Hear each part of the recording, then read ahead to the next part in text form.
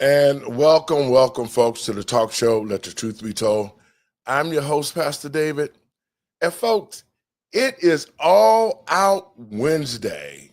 There's nobody that's going to be sacred. There's no topic that we're not going to explore. So if you ain't got nothing to do, call your friends and let them know you're listening to Let the Truth Be Told radio. And I'm your host, Pastor David. Y'all come on in.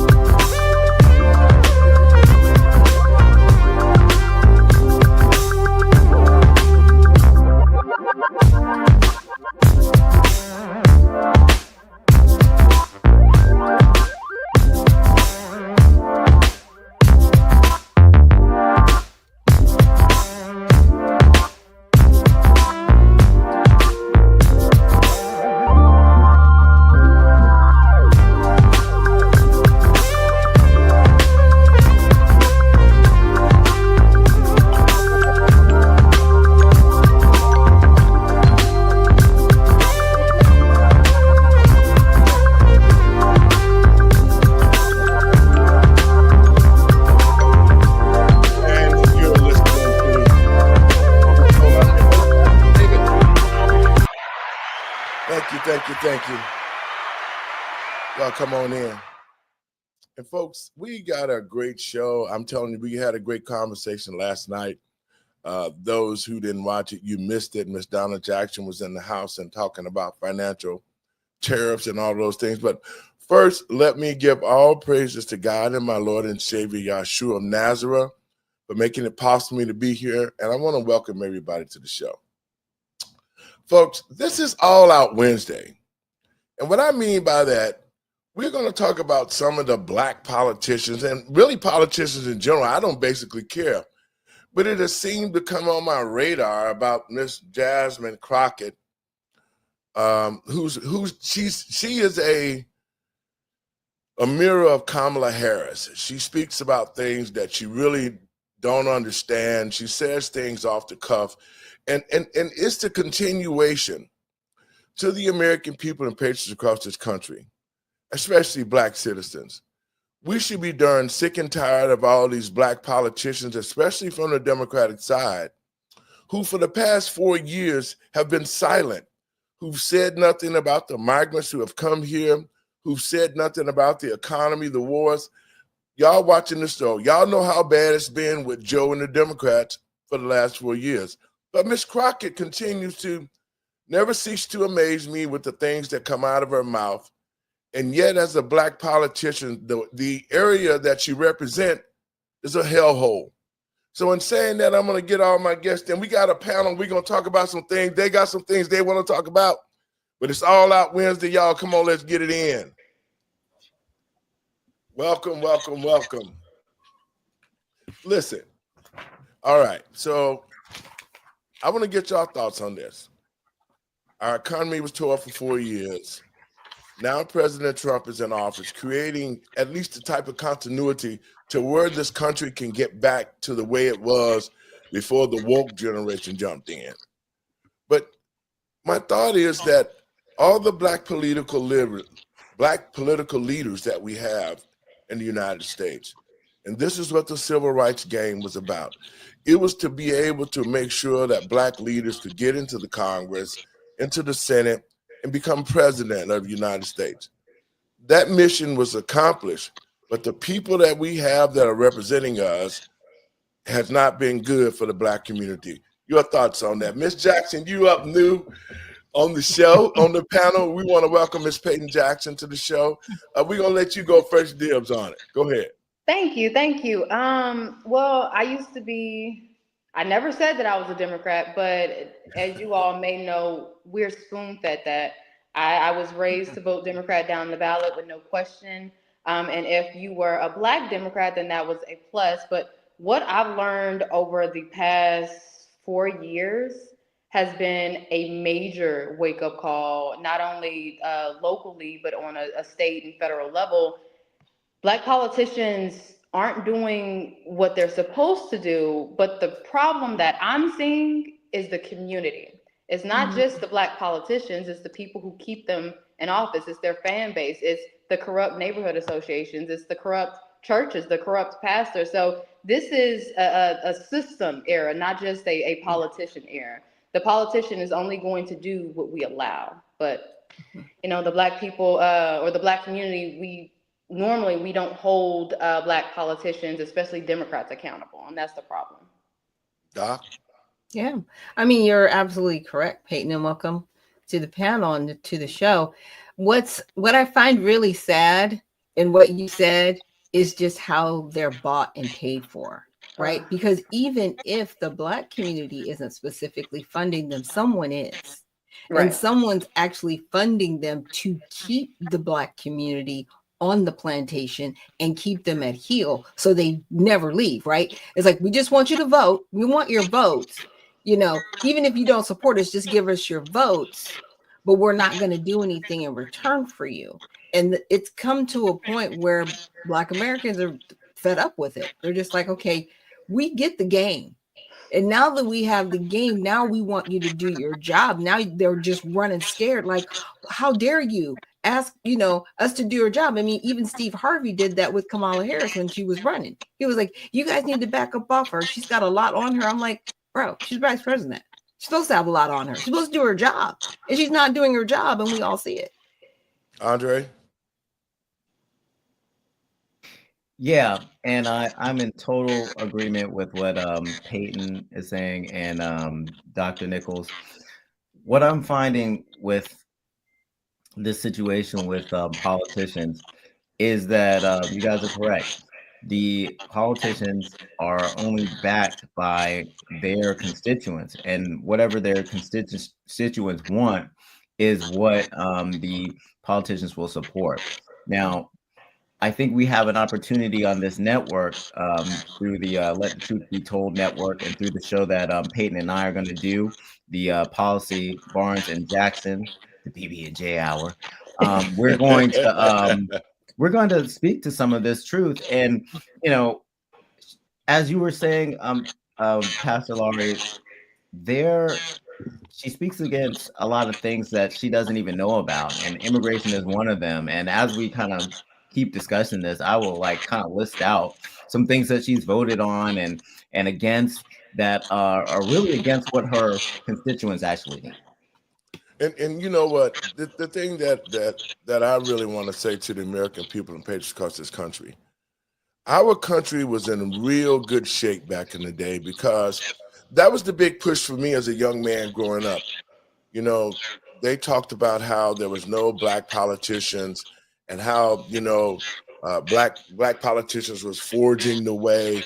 And if we only had Black political leaders, that it would be a total difference in our society. And believe me, the Black politicians in my day, they did their job no matter what. If they hated each other, the community was at hand first. And I actually watched, because I'm from a political family, I've actually watched my grandmother, who was a Democrat, who hated Republicans, still do what was best for the people in the community.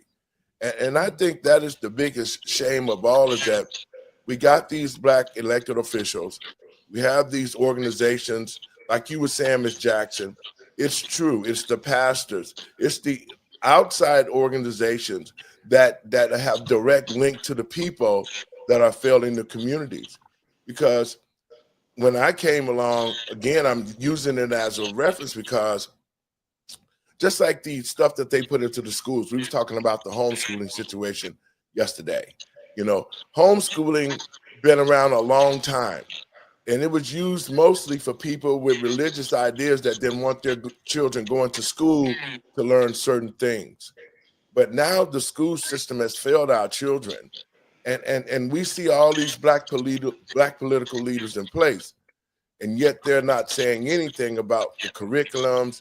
They're not saying anything about what we should be doing as a community as whole, as far as helping our children with the learning gap, because there is a learning gap between our children and other races.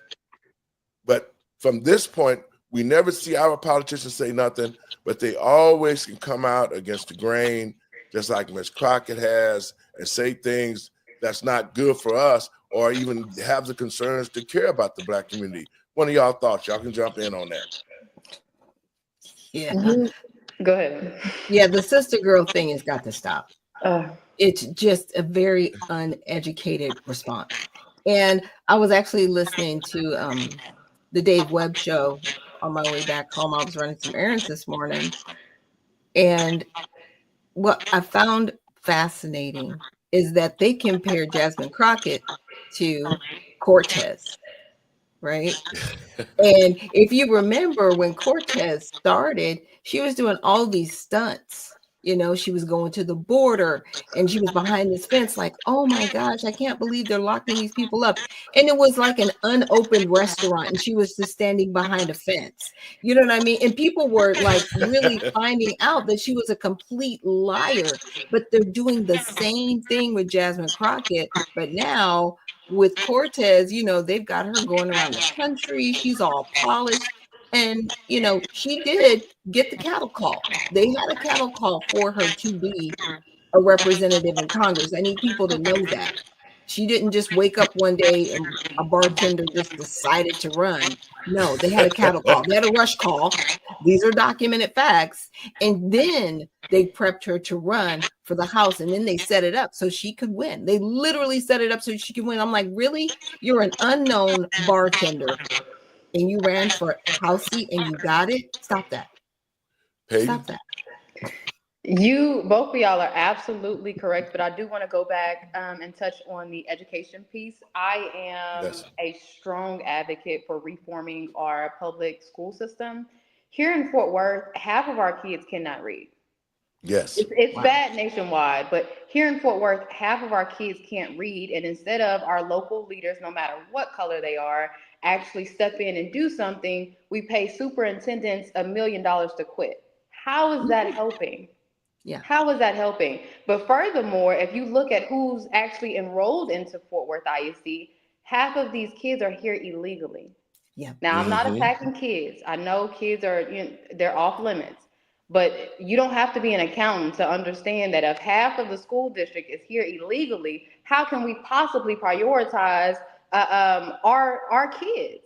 And you're absolutely right. There is a gap because when these people come here illegally, they're not going to gated communities. They're coming into our communities. But the masses in the Black community, a lot of them are uneducated on the effects of mass immigration. And Dre brought up the person that we have in common, Sheena Rodriguez. She handed me a book titled Back of the Hiring Line. That changed my whole outlook on everything. And if our community actually did the research and looked at Dr. Claude Anderson and looked at that letter from 1991 from Mrs. King, we would understand what's going on. But it's like all we want to do is joke about what a Black job is.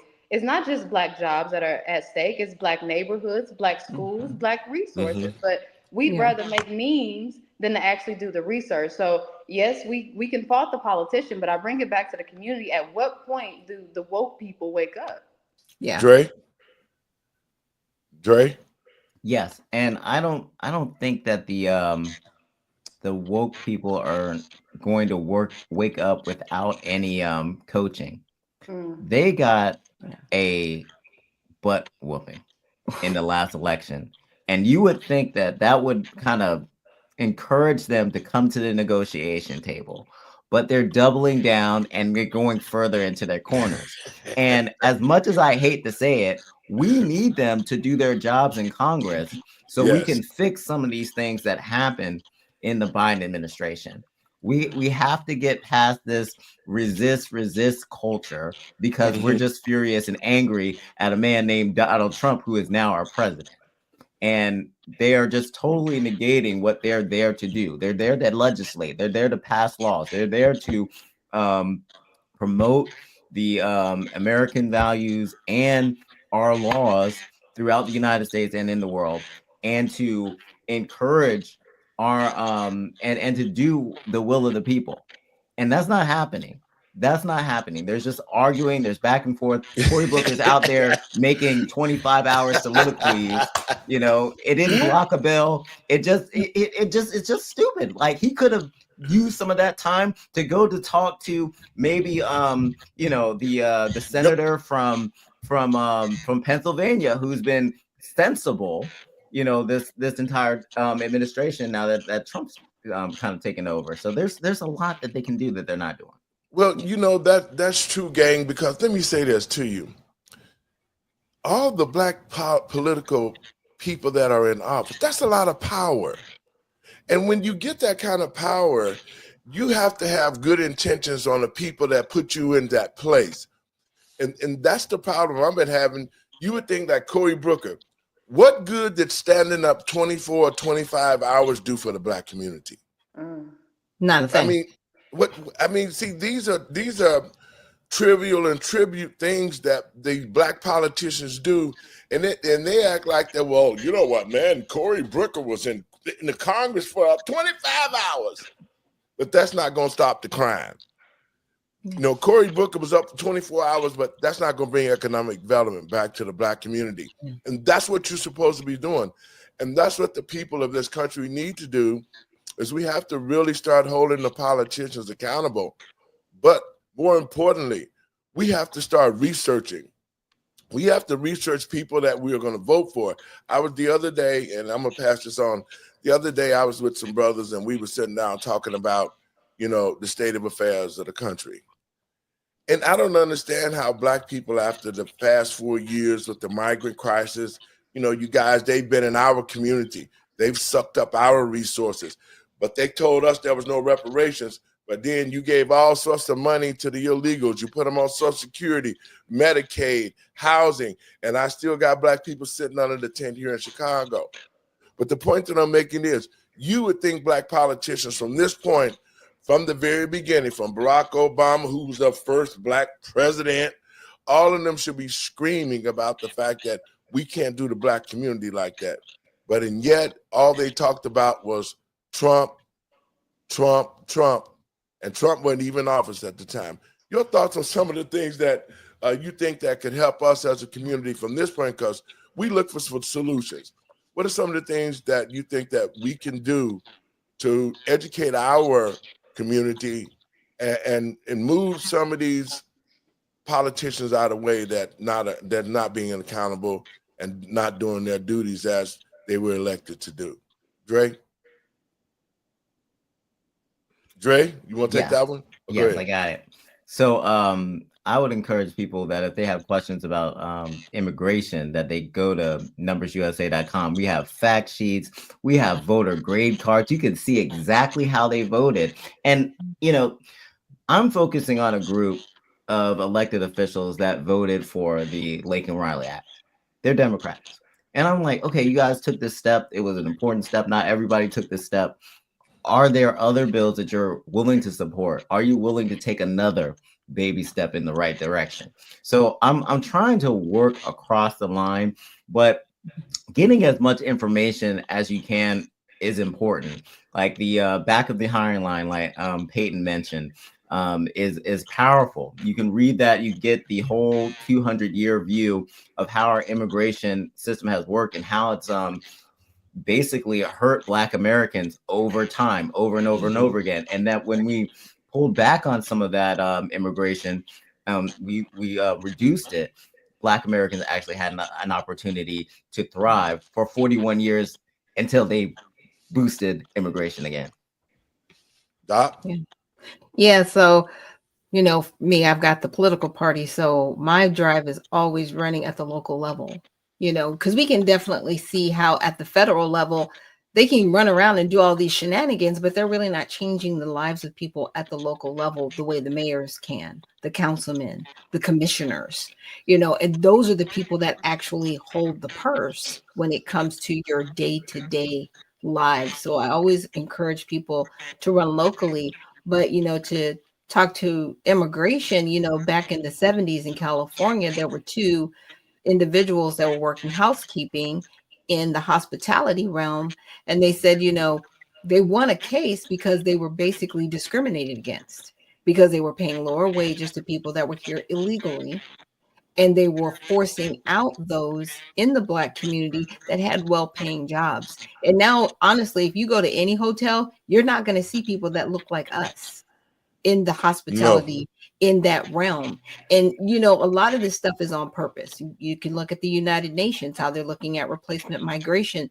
So it's not so much that things are happening by happenstance, they're very much happening from our political leaders. And you know what? You're so right, Doc. And that was one of the things that we talked about yesterday, the NAFTA agreement. Back in 1992, Ross Perot talked about the NAFTA agreement that Bill Clinton had put on the table. And just like yesterday when we discussed, and a lot of people didn't know, they thought that Bill Clinton did a great job with NAFTA. But basically, NAFTA was never any good for the American citizens because the clause that they had put in there that would allow these companies to stay in the United States, they took that out. And the companies, when they took that out and NAFTA was put in place, the United States manufacturing ran from the United States, ran overseas, set up shop, got the cheap labor, and then send their stuff back to the United States to sell with no tariffs. And that sound right there of losing manufacturing in the United States, it hurt the Black community. Because here in Chicago, we had people that worked at U.S. Steel, they worked at manufacturing places all over. Black people had good, high-paying jobs with those manufacturing companies. And once that these manufacturers left, it put a void into the Black community. And Doc, you're right. That's when we start seeing all those service jobs coming in, hospitality jobs that Blacks really didn't want to work, other service type jobs that didn't pay a lot of money. I mean, the rate of income went down to like about 35 or 40,000, and the Black community continued to dwindle from that point. Your But they thoughts, Miss blocked Jack? us out. It Go wasn't ahead. that we didn't want them. Yes, exactly. That's what I was just about to say. I need a job right now. I can't get one. But it's not just hospitality, which is true, because I've maybe seen one Black person, but the rest it's for the Hispanic community. But Yeah. as I live in Fort Worth, where if you go off Berry, every single chicken place, and it's not just chicken, but all the fast food place, we're not there. And Yes. I don't know what a Black job is, but maybe that frying chicken could be. But it's not, again, it's not just jobs, it's our neighborhoods, it's Mhm. our resources that they say we don't have, but as soon as someone hops over the border illegally, they get social security, they get Mhm. disability, they get housing, food stamps, everything that they said that we didn't have, they hand over. And don't get me started on reparations, but Right. all of you are correct. All of you are correct, but it takes for the community to stand up. We can't say that our vote is our voice and then start whispering. Right. It's Yes. stupid. But it goes back to, are you willing to learn? Because I know more people that dissected Kendrick Lamar's lyrics before they went and researched who was on their ballot, or Mhm. Numbers USA and what they're talking about, or the back of the Higher Line. I tried to read it online. They just clown me on how slow I read out loud instead of dissecting what's in the book, dissecting Yes. Right. what was in that letter from 1991, and actually understand that not everything that Trump says is funny. You should actually go back and research it. But we as a community, we hate Trump so much. It's just, it is so wasteful. And these are the same older Black people, men and women, that go to Hmm. church every Sunday and say, "Thou shalt not hate." But you hate Trump just because you don't understand him. And I understand that Yeah. he's a very blunt person, but if you just put your emotions aside and Right. actually think logically and vote outside of your emotion, we might be able to get somewhere within the Black community. But you know, that has been the narrative, and that's how the Black community has been tricked so many times. You can see how the Democrats, operate. Under Barack Obama, we started seeing the downfall of the family under his leadership, passing the same-sex law. And then he placed people in certain places throughout the government because they knew they had to steal the 2020 election. They had to steal it because they gave it one final shot. You know what? When they got in and they stole that election, they came up with the transgender world. They went into the schools. They created holidays. I mean, everything that had something to do against the American family values, they did it. But it has been the Democrats who continue to, I want to say, try to get the Black community emotional, because that's what we're seeing right now. They know if we get Black people all upset and we make them think that they're discriminating against the migrants, we can get them and the migrants together and we can be kumbaya. So you're talking about, Urban League, Sharpton, Jesse Jackson. All of these NGOs are working against Trump, but actually they're working against the Black community because they should be fighting like hell to ensure that the Black community stays intact and that we're able to train our children. I want to play a quick clip, and I'm going to get y'all thoughts on it, especially you, Miss Jackson. This is somebody that you know of down in your neighborhood. The final thing that I'll say, because you've been gracious, is this. When I first became a public defender, I had no criminal defense experience. And I walked in and I told my boss, Charlie, I said, listen, you should hire me. He said, why? I said, because I'm Black. Charlie looked at me like I was crazy. Charlie offered me my job. You can't make this shit up. Y'all thoughts? I'm disgusted. I made a post about it when I seen it, or when they started whining about DEI lately. Yes. Like I said, I'm looking for a job, but please do not hire me because I'm a woman. Please do not hire me because I'm Black, because it's literally asking for you to disrespect me. My employment requires respect. So I expect you to treat me and respect me like I'm a white man. I won't take anything less. But it's disgusting. Why would you? And it's the demographic, my demographic, that's the most educated in America. But we fight for DEI like we're DEI hires. I've never been a DEI hire, and nor will I ever be. It's demeaning. It really is. Doc? Yeah, it's sad because they use us. You know what I'm saying? They use our faces and our plight to push DEI, but we don't benefit from it, just like we didn't benefit from affirmative action. Everybody else does, but then they want to put the Black plight in front of that, like, you have to do this. It's like, stop that. We are not your emotional support pets. We're not. And when it comes to being employed, to Miss Jackson's point, this is about my resume and what I bring to the table. This isn't about my gender. This isn't about, my ethnic background. This is about, what do I bring to the table? Speak to my references, and what I've done in my past positions. That's what we need to really be focused on, not the color of our skin. Dre? And not to sound old fashioned, but what happened to good old hard work? When I grew up, my dad always told me, I had to work harder than everyone else around me if I wanted to be the best. Yes. And I took that into the classroom. I took that everywhere I went. So when I applied for a job, I expect them to hire me for what I did, what was on my resume, and how they thought I would fit in the company. Right. That's all. I've never gone anywhere, hire me because I'm Black. That sounds ridiculous to me. I think that she should be ashamed of herself, because I know that her parents, they're ministers, they're preachers. Like, they didn't teach her that. So I don't know where she got that from. Well, you know what, guys, what you all are saying is true, because of the simple fact is, growing up on a plantation and being a sharecropper's son and coming to the city, that's all we knew. We knew the hands-on type of experience because we picked and chopped cotton. That's what I saw my parents do. But when I saw my uneducated parents move to Chicago, my father become a manager for one of the top food retailers, Dominic's. My mother went on to work for silk screening companies that Playboy owned. They always told me this, and they taught me this. They said, no matter what you do, you can be a ditch digger. You be the best ditch digger that you can be. And that stuck with me because when I dropped out of college and I bought my first business at 17, but I worked in a manufacturing firm as a welder. As a welder, I was the best. I was the top of my class. I made the $200 to $300 a night, and I was only 17 years old. And because of the fact that when I learned how to weld, I made it part of me. And I was like, okay, I'm going to be the best at whatever I'm going to do. And I did. And for 10 years of working in manufacturing, before I finally left, I ended up being an iron worker for the 111 Union in Rock Island.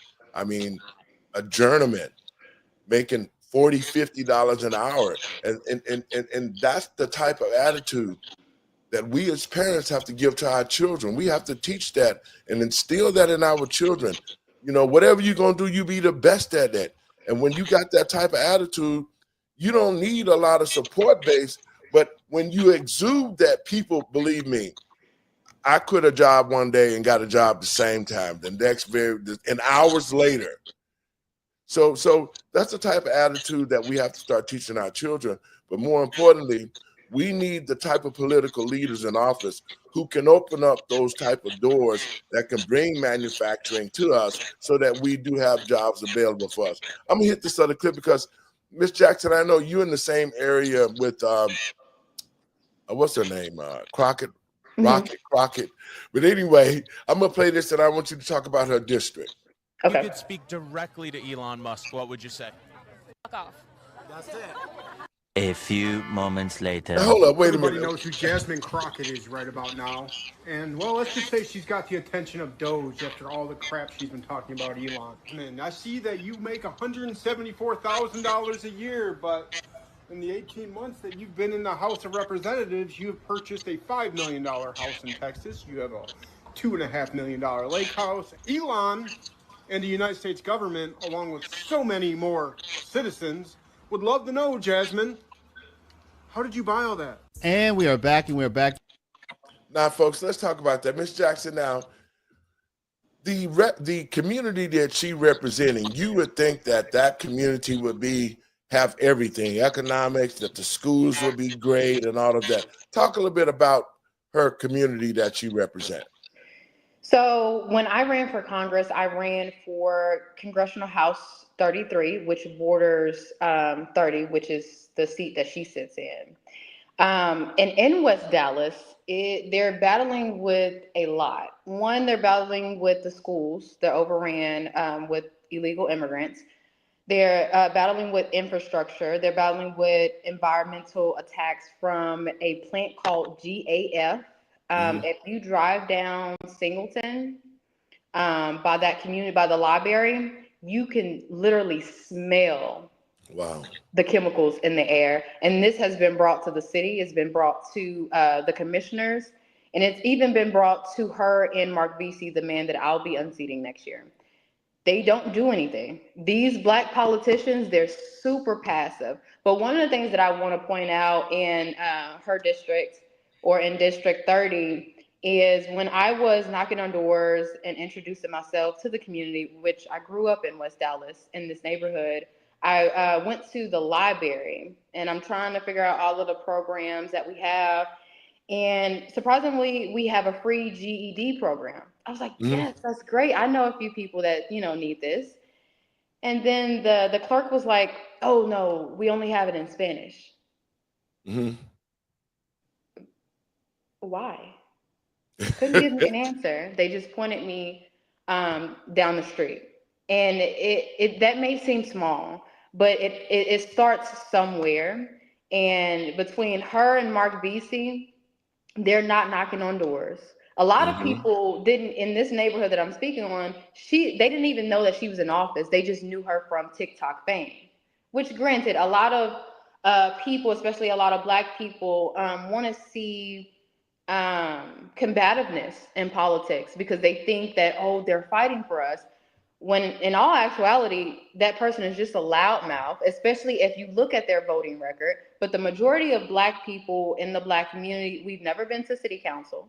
We've never been to county commissioners. We only show up to school board if it's important with our kid. We've never even typed in congress.gov to research what these people are voting on and what they're supporting. So it's like, at what point in time do we hold the community accountable for supporting people like this? Because again, their vote is their voice. I want to play another clip, guys. Hang on.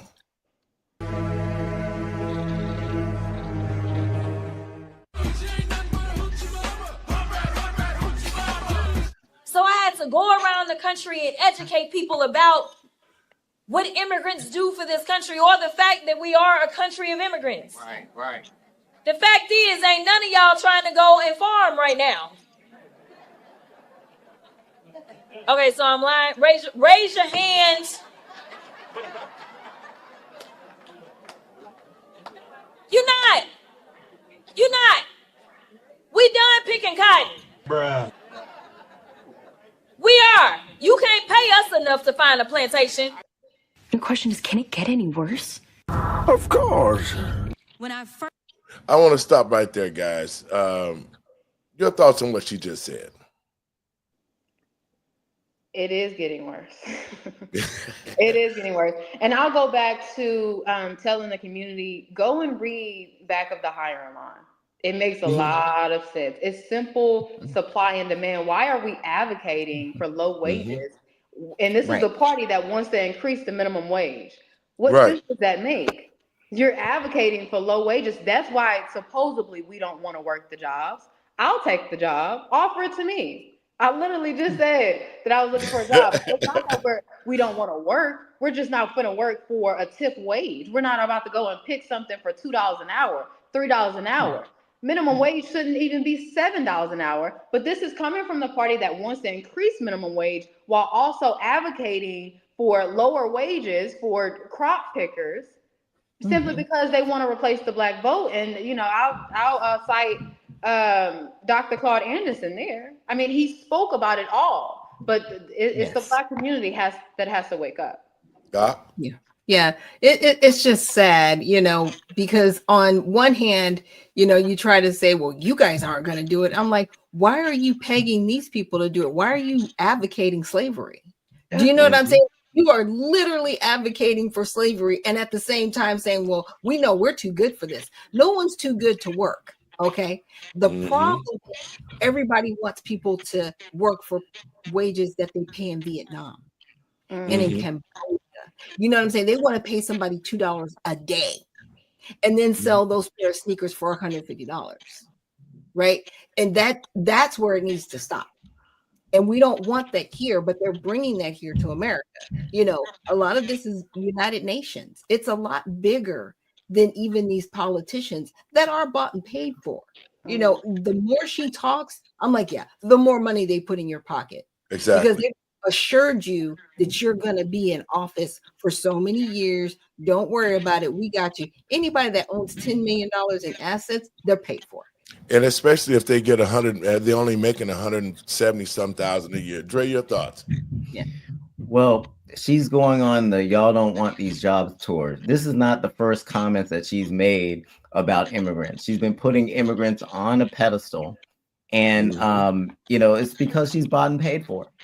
It's because she's bought and paid for. This is a misinformation campaign. She's over there at a church evangelizing and highlighting the contributions of immigrants to this country in a black church. And I'm wondering, like, why isn't she talking to them about what the black community is doing? Why is she talking about immigrants? Well, she's talking about immigrants because Donald Trump has made it a part of his agenda to do what the American people asked him to do and to deport people that are here illegally. Yes. And because the Democrats are only in this resist because I'm pissed, excuse me, mentality, they have decided that they're just going to continue to resist and continue to push back for reasons that don't even benefit their constituents. And that's the problem right there.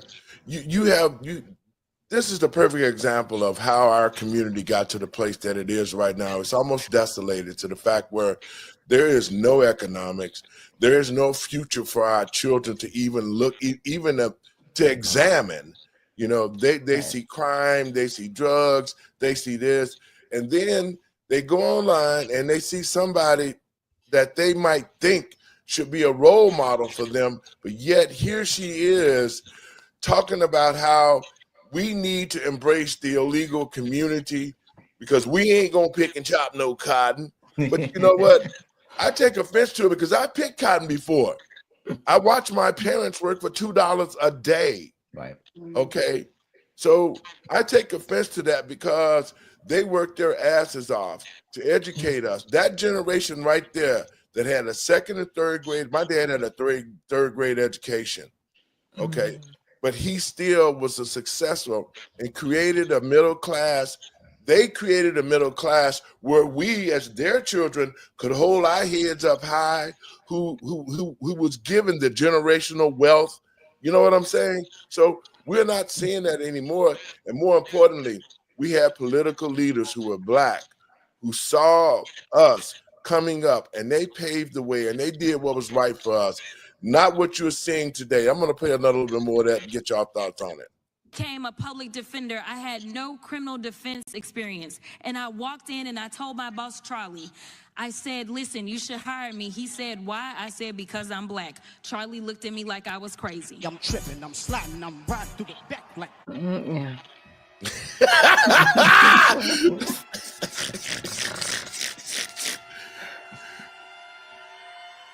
So they are always focused on crime. They continue to say things like the illegals and that they broke the law coming in. It is not a criminal violation to enter the country illegally. It's not a criminal. It's a crime. It's not a crime.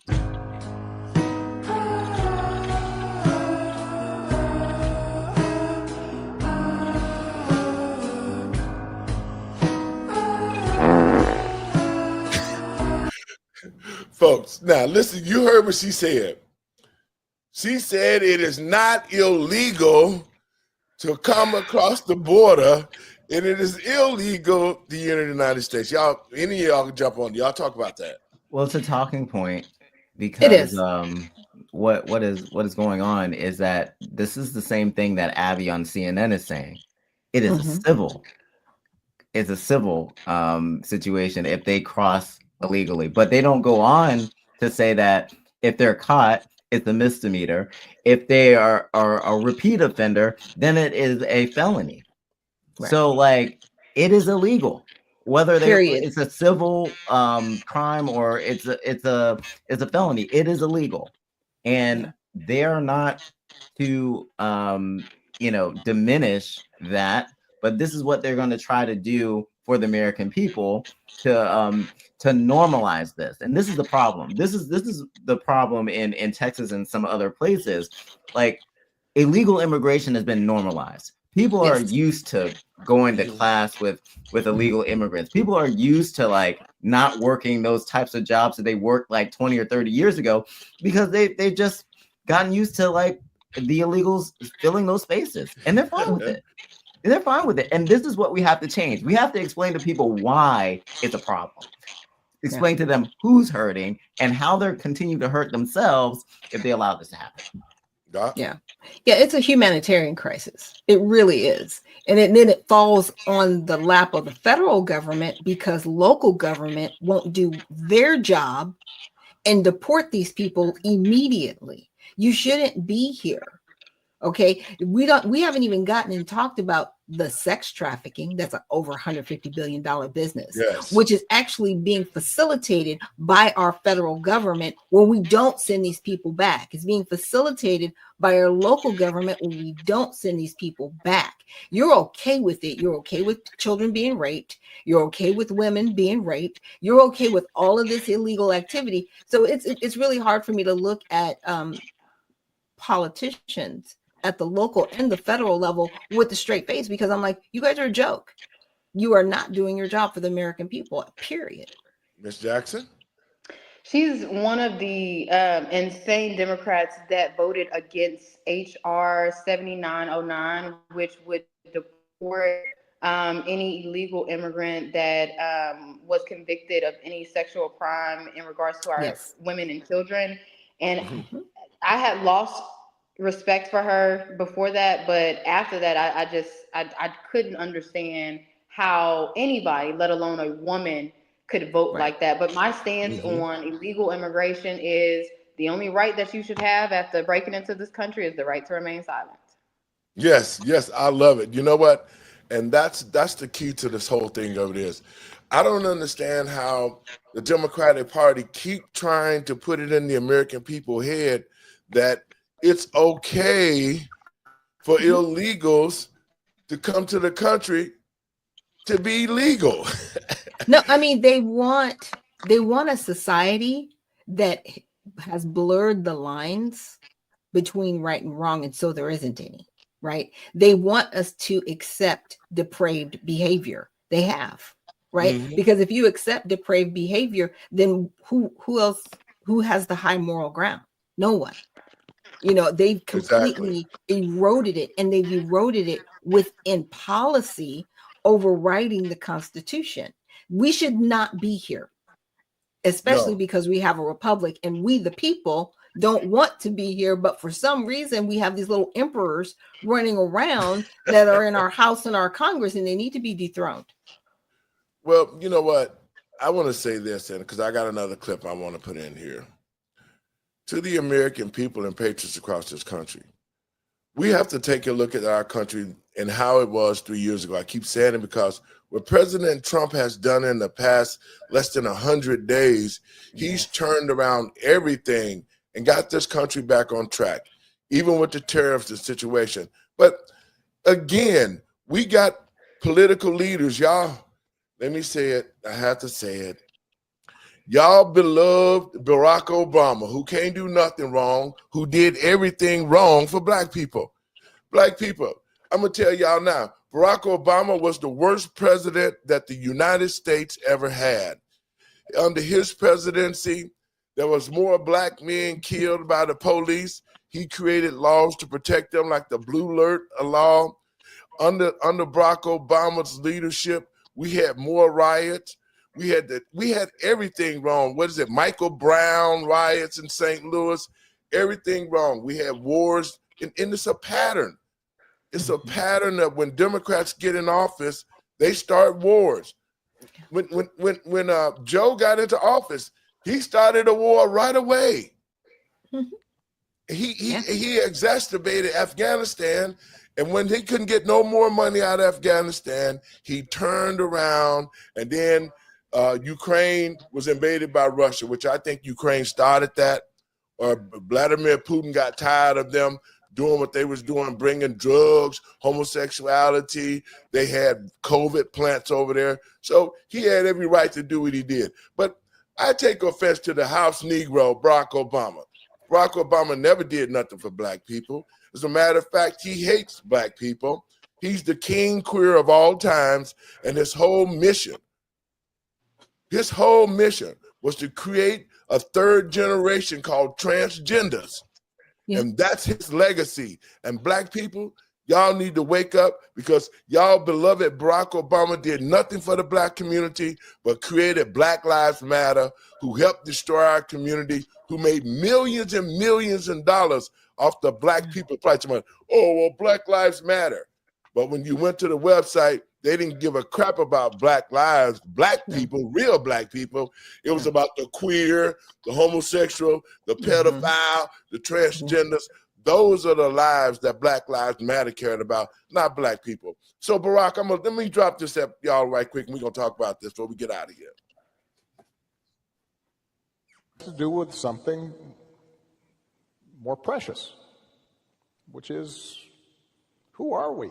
Oh, hold up, right there. Now, look at the way he's sitting in that chair. Look how he all folded up like a chair, a folding chair. Men, real men, do not sit like this. You got it? So we know where he coming from with that. Let's go on with him. As a country, and what values do we stand for? And now, this is not just an abstraction, and I think this is one of the challenges that we have.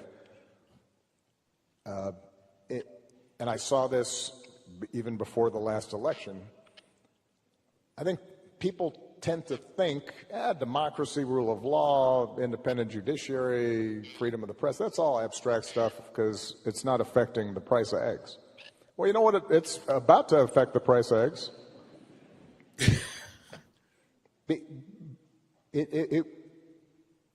One of the things that has distinguished us in the past has been this basic idea that we are a rules-based society. What that means is that, you know what, I can support one candidate instead of another, and I don't have to worry that the police are going to come harass me or my customers. That's what happens in other places. Guys, I got to ask you a question. What is he talking about? I don't know, because I was really trying to follow along, and I was like, bro, you are all over the. But see, that's the thing. He does not know how to talk off script. He's not good. He's an orator when he has the words.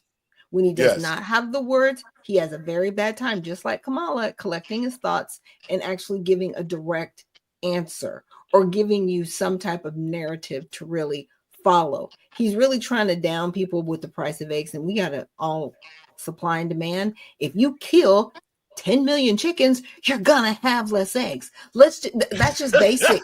that's just basic, right? But you don't want to say that, and you can't say that because it was done under Biden. Andre? Well, continue with the eggs. The free range eggs that weren't in the factory, there was no disruption with them. Their prices did not go up that much at all during that time because those chickens weren't affected because they raised them the natural way. Like when you have these animals being raised in, these like factory like ways, this is not, and we have Americans and businesses taking shortcuts. It causes problems. But I couldn't follow what Barack Obama was saying either because, isn't what he's talking about happened to Trump? Like, isn't that like who, like Trump supporters are the ones that are getting harassed for like supporting him? I don't see that happening to Democrats at all. Like, I don't know where he was coming from. Your thoughts, Ms. Jackson? Excuse my language, but I don't know what the hell he was talking about. I tried to follow along. I really did, because usually he's a good speaker sometimes. But I don't know what he was talking about. But in regards to eggs, I mean, I preach self-sufficiency. So even if I didn't live in Fort Worth, where if you don't have a chicken, you're just rare.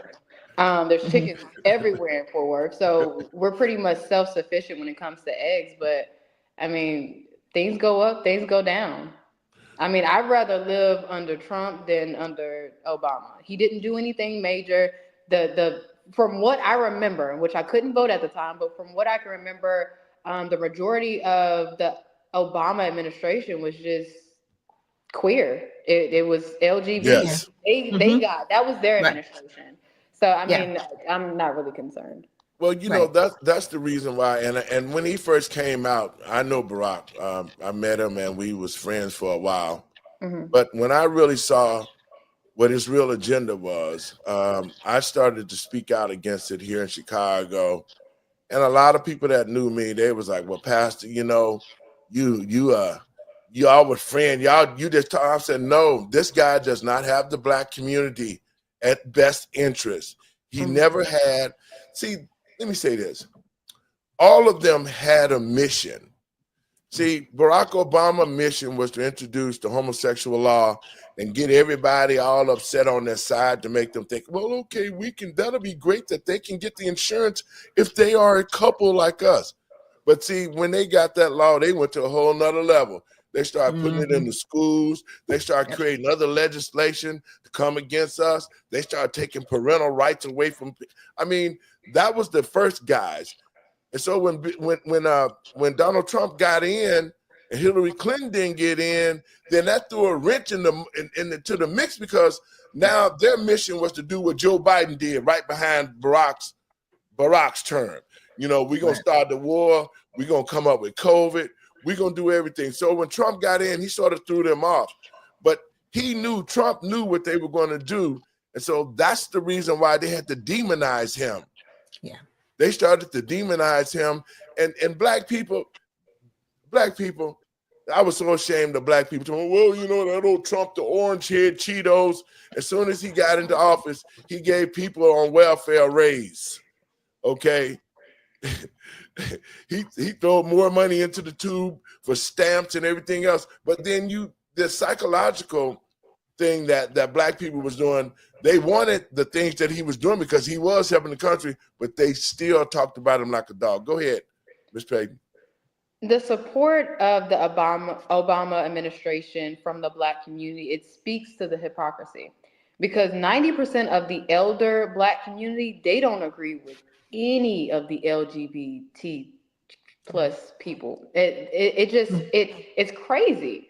We know that we don't agree with this, and it speaks to how conservative the Black community is, but we don't want to admit it, and it's insane. But the fact that we are even thinking about discussing gender studies or trans this or any type of ideologies like that in school before we talk about something like credit or taxes or construction is just insane. And I don't understand it. But again, I place the majority of the blame on the community. At what point in time do we hold people accountable? We can't just hold the Republicans accountable. This is a two-party system, right? So we need accountability on both ends of the aisle. But that's what the Democrats have been doing. They've been playing the type of politics and they think black people the black community has woke up for real. When we went to the polls here in Illinois and we put up 47% for the Republican Party, that sent a strong message to these Democrats here. And I guarantee you, J.B. Pritzker, you will not be the next governor of Illinois, because the black people done seen under your dress, and we know you ain't no man now. We're going to stand on what we supposed to stand on, and we're going to throw your ass out of office. So you and that weak Barack Obama need to sit down all folded up in a chair like a woman. Men don't sit like that. Just the sheer fact of seeing his ratchet butt like that makes me sick to my stomach. I'm going to put a little bit more on there, and we're going to talk about that and get out of here. That's what happens in Russia.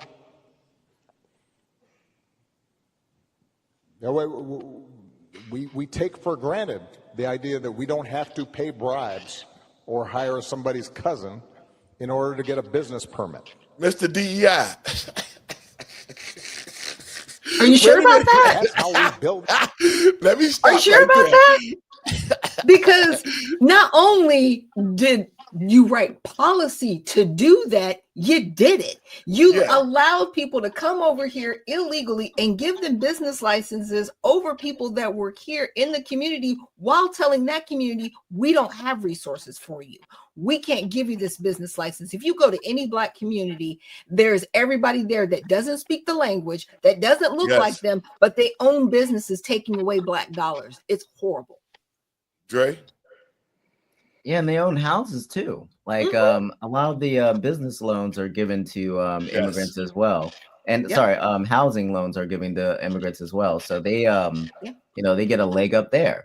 So and even there was a church in Chicago, and they were praising this church for giving this house to these illegal immigrants that came in like 2 years ago. Like, where are the black families that have been there for years, still homeless or still living in like an apartment?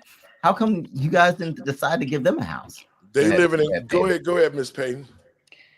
Did y'all see what happened in California right after the Democrats shut down the reparations?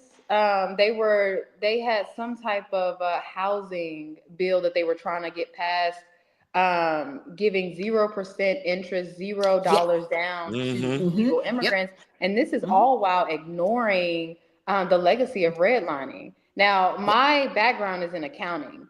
And because all of my 90% of my clientele was black, I was so furious on their mindset of, oh, the bank isn't going to approve me. You have to have financial statements in place. And while that is still true, had I known at the time that people are able to cross over our border and get everything that we're denied for, I wouldn't have said anything. But I do want to shout out Chicago Flips Red. Is that correct? Yeah. I love them. I love how they stood up. That they are so rare in this country. I don't know any group like that in the state of Texas. So shout out to them. I love them. I love them. Yeah. Well, you know, and let me say this, those organizations, they were vocal, and all of us played a role into turning Chicago red. You know, we had people like P. Ray and the sister that was down there. They was giving Brandon Johnson hell. Every city council meeting, they are there because they watch and we watch Brandon Johnson dole out millions of dollars to illegals, millions of dollars to outside contractors because they got kickbacks. To the American people and patriots across this country, the reason why these Democratic mayors and governors continue to dole money out because they keep most of the money and give the migrants pennies on the dollar. As they continue to drain all programs for the American people who are down on their luck. They drained out Medicaid. They drained out the rental programs. They drained out all sorts of job programs. Just like here, what I faced personally with the jobs program, with the Divine Nine, the Urban League, the Cook Workforce. You're talking about all of these places, a safer foundation. They have written into legislation to get millions and millions of dollars to say they're going to help the Black community. And instead, they're taking taxpayer dollars and helping illegals with housing, keeping them from getting deported, all of these things. And that's the big problem, is people like Barack Obama and all these organization type, fraternity, sorority type people who are now in our legislation. They're the ones stealing the money from the Black community.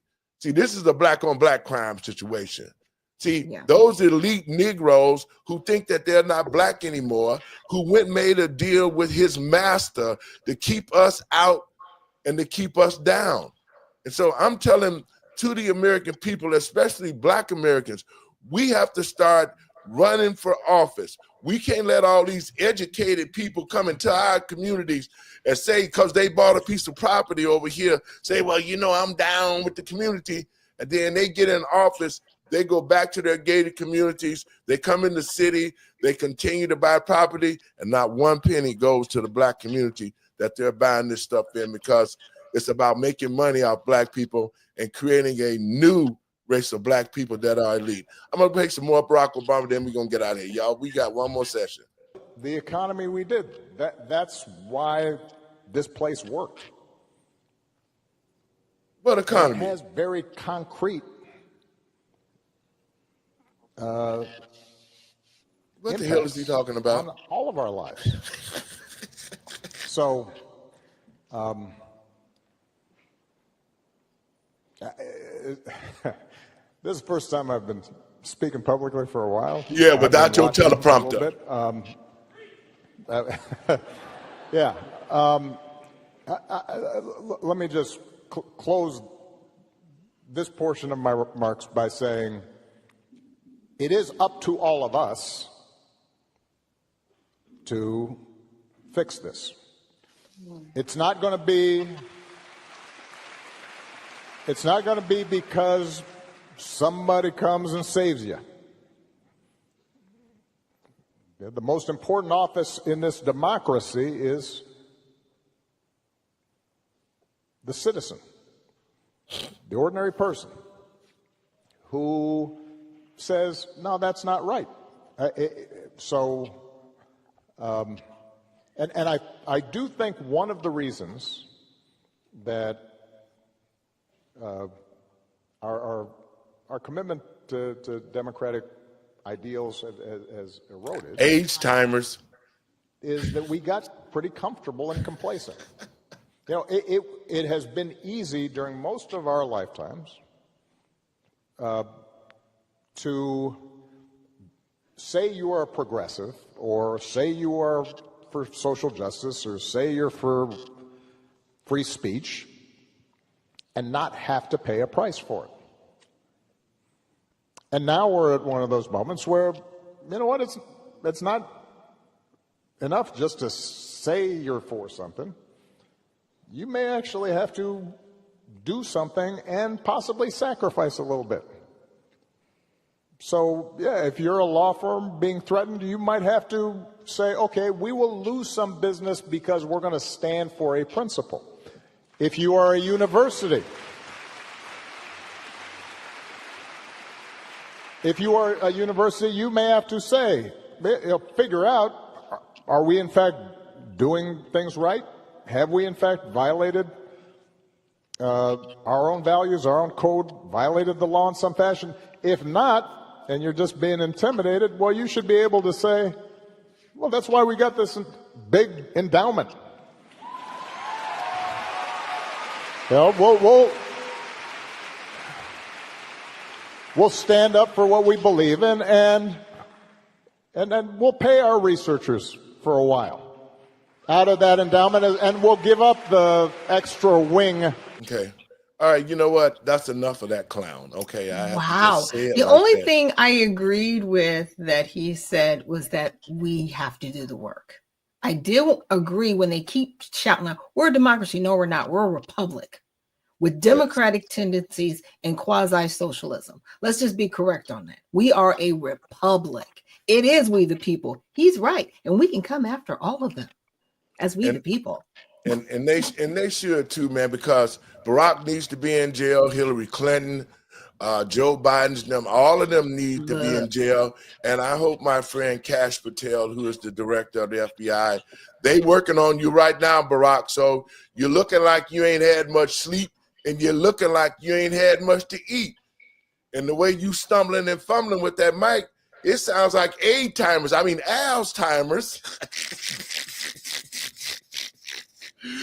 Folks, listen, we got to get out of here, but I want to give this show, it sets us apart because we tell the truth. You might not like what pastors say, but I'm just going to give it to you in the raw because that's what needed. We don't need no more sugarcoating. And the Let the Truth Be Told network is bringing on. We're almost finished. And we got our Roku channels. We're going to have everything going. And Miss Payton and Mr. Barnes are one of the shows that's going to be on our network. Welcome aboard, folks. Y'all can talk a little bit about what y'all think about coming aboard with us. Oh, I'm looking forward to it. I think that Payton is the right person to start this information campaign to reach the community about what's going wrong with our elected officials, what's going on with some of these policies that are affecting their communities. And I think that we're going to dole it out in a way that people are going to be like, you know, I never really thought about this before. Let me consider this. Payton? I am super excited. When Dre sent me the message, I don't know if it was a message or an email, but regardless, it's an honor. I've learned so much within the Black community from Numbers USA and the people that he surrounds himself with. I'm more than willing to put that on the front burner for our community with PB&J Hour, because it is really about the information. There's a lot of ignorance in our community, and some people, they'll hear that word and they take an offense to it, but ignorance is just a lack of information. Now, there's two terms. We have ignorance and then we have ignorance.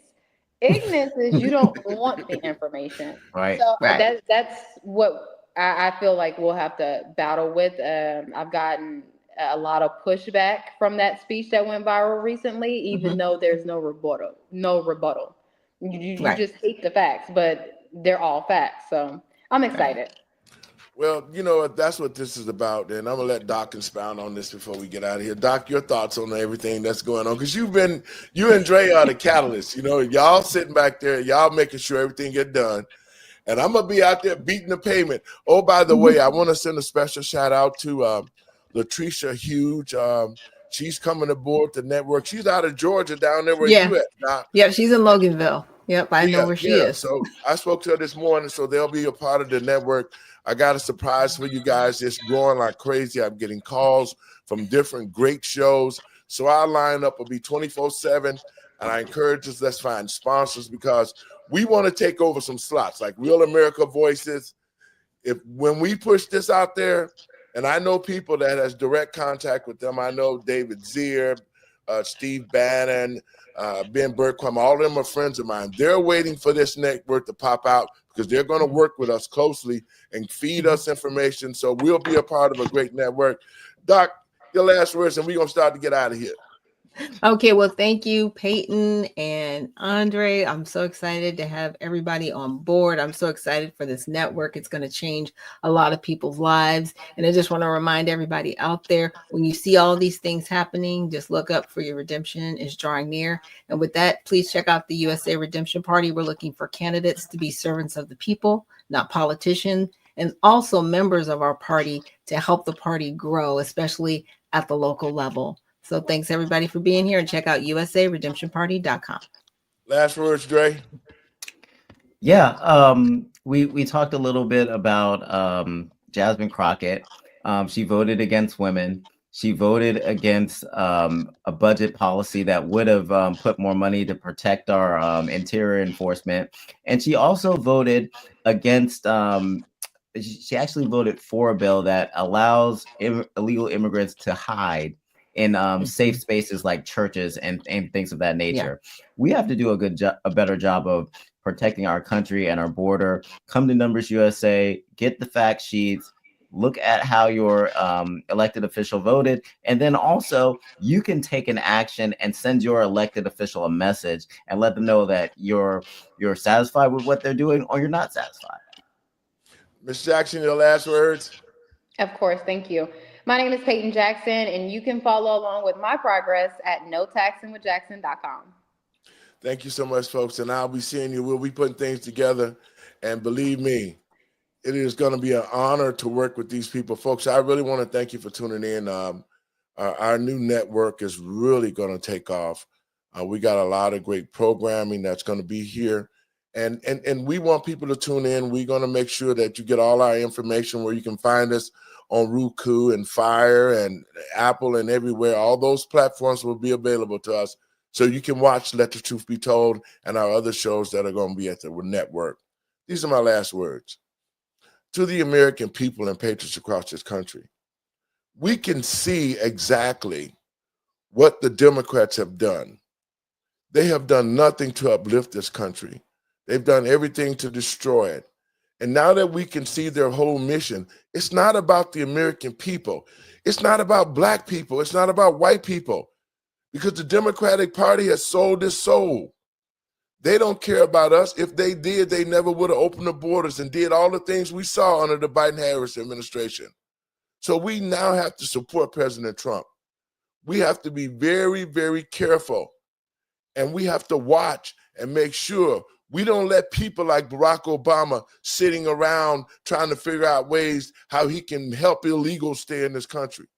We have to be careful who we elect, like Kamala Harris that can't hold a sentence, but yet talk about doing good things, but do bad things. We, the people of the United States of America, needs to understand that the only way that this country can get back to the place that it used to be, we have to support the current day administration. We are a republic, and we, the people, are the ones who control the United States of America. And saying that, folks, I'm going to get on up out of here. We'll see y'all tomorrow. Have a great evening.